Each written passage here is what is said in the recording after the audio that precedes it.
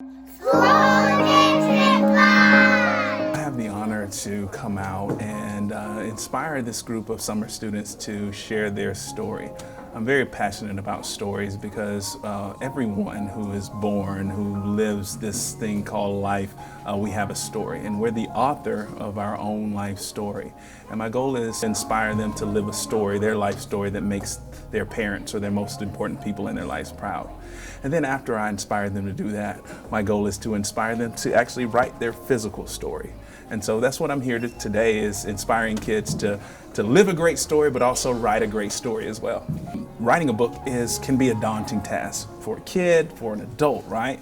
But if we take a step-by-step approach to it, we can achieve any story that we want to, or complete any story that we have in our mind. This process is taking kids through that step-by-step approach. First thing you gotta do, you gotta come up with your idea, right? You gotta brainstorm. What do you wanna write about?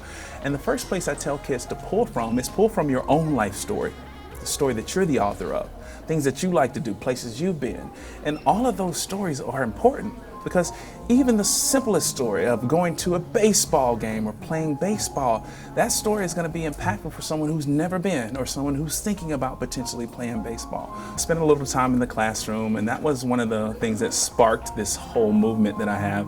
It originally started from when I was in the classroom and the book fair came to town. And so we know what the book fair does. Sometimes it separates the haves and the have-nots. And so I tell my students, those who have money for the book fair, line up to go to the book fair, and those who don't, continue to do their morning work. And I had a student come up one day ago. He says, "Mr. Tucker, my mom said we don't have money for books, so I'm not going to be able to go." And it just broke my heart, and I wanted to do something about it.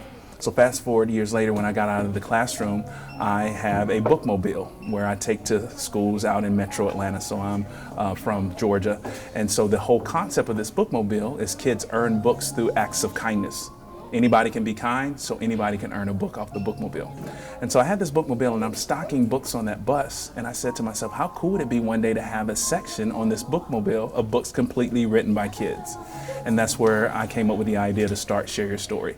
And so far, we've helped over 100 kids get their books professionally published.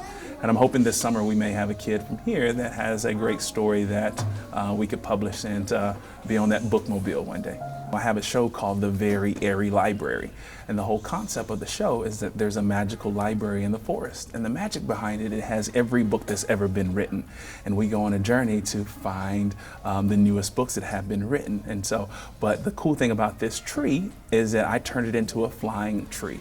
And so we fly to new authors. So there's a character in the show who gets a beat every time someone finishes a book. And they'll say, "Oh, Stan, Dr. Seuss has written a new book. Go see him." And so we fly there, and then they'll come on to the show, talk a little bit about their book, and then we put it into the Eternal Library to keep the magic going. And then some of the kids that you see on the show are kids who wrote books in the program. So every kid that you see featured on the show went through the Share Your Story process. It's really cool for me to have that opportunity to be this show that kids believe in and that are inspired and want their book to be in that library one day. And so that's my whole goal, is just to inspire the next generation of storytellers through the Very Airy Library.